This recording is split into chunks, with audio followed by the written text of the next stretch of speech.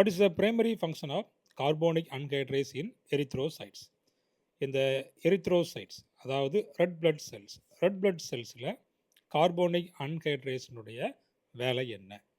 DNA replication, CO2 to carbonic acid, oxygen transport, protein synthesis. அப்போ இந்த carbonic anhydrase என்ன பண்ணோம் அப்படின்னு பார்த்தீங்கன்னா, CO2வை கார்போனிக் ஆசிடாக அது மாற்றும்.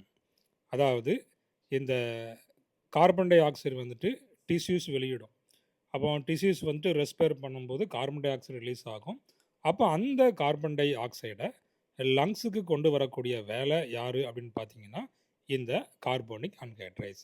அப்போ இந்த கார்போனிக் அன்ஹைட்ரேஸ் நம்மளுடைய டிஷ்யூஸில் உள்ள CO2 கார்பன் டை ஆக்சைடை கார்போனிக் ஆசிடாக மாற்றி லங்ஸுக்கு கொண்டு வந்து அதை என்னச்சும் அங்கே எக்ஸ்ஹேல் பண்ணோம். அதை தான் நம்ம என்ன பண்ணுறோம், CO2வை வெளியில் எக்ஸ்ஹேல் பண்ணுறோம்.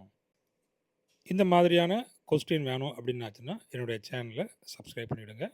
டிஆர்பி எக்ஸாமுக்கு உங்களுக்கு ரொம்பவே யூஸ்ஃபுல்லாக இருக்கும். டெய்லி ஒரு கொஸ்டின் இல்லை 2 கொஸ்டின் நம்முடைய சேனலில் அப்டேட் ஆகிட்டே இருக்குது. கம்யூனிட்டி போஸ்ட்டில் போனாலும் இதுக்கான உங்களுக்கு கொஸ்டின்ஸ் இருக்குது. அங்கே போயும் நீங்கள் இதுக்கான ஆன்சர்ஸை செக் பண்ணலாம். தேங்க்யூ.